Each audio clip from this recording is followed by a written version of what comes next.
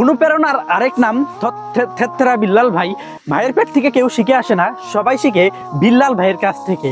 যদি তার 44 লক্ষ টাকা দেখে আপনার হয় লোভ, তাহলে আপনি নিজেই মারবেন নিজের লেজে কোপ। ভাই এটা থর বিল্লাল হবো না, এটা থস থপ বিল্লাল হবো। থর এই একই কথা, থরথরা বিল্লাল আর থরথর বিল্লাল আছে নাকি? কইলেই হয়।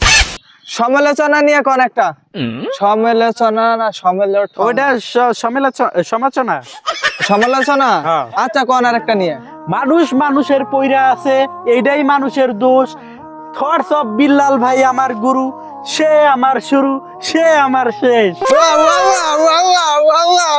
আরে দাঁড়া, এটা কি আমি শায়রি কইতেছি? এটা কবিতা কইতেছি, কবিতা। থটস অফ বিল্লাল ভাইয়ের কবিতা। আমি হইলাম থক টপ বিল্লাল ভাই, 3 মাসে 45 লাখ টাকা কামাই করেছি ভাই।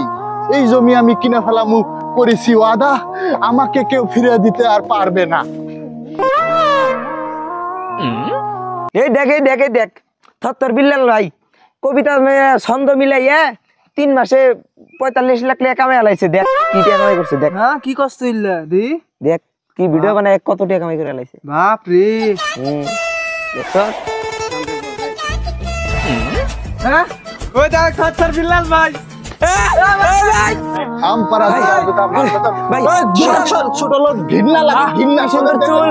কি সুন্দর চুল, কি সুন্দর চশমা। একটা সেলফি ভাই, তোদের কোনো যোগ্যতা আছে আমার মতো হতে? ভাই একটা একটা তো পারবি না, সেলফি দিলে তুই ভাইরাল হবি। একটা সেলফি। আমার মতো উল্টা পাল্টা ডায়লগ মারা কন্টেন্ট বানা, তাহলে জীবনে কিছু করতে পারবি। তোদের মতো ছোট লোকদের দেখলে আমার ঘৃণা লাগে। একটা সেলফি ভাই। সরে গেছে ভাই, সর ভাই। আরে ছোট ভাই, থর বিল্লাল ভাই 44 লাখ টাকা কামাই দিকে আমার তো জ্বলতাছে।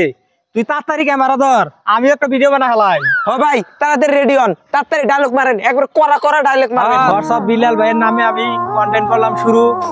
থটস অফ বিল্লাল ভাই আমার হইলো গুরু। ভাই পুরাই করা এ সেই ভাই, এটাই ভাইরাল ভাই। করা আরেকটু দেন ভাই, আরেকটু দেন। থটস অফ বিল্লাল ভাই আমার ভাই, তোমার ভাই, ও শালা একটা সুধীর ভাই। ভাই এই যে বর্তমান সোশ্যাল মিডিয়াতে এই ধরনের কিছু ছাপরি কন্টেন্ট ক্রিয়েটর কিন্তু থটস অফ বিল্লাল ভাইয়ের 44 লক্ষ টাকার লোভে পড়ে এই ধরনের ভিডিওগুলো বানাচ্ছে। আসলে কাউকে অনুকরণ করে কখনো ভালো কিছু করা যায় না বা সফলতা অর্জন করা যায় না।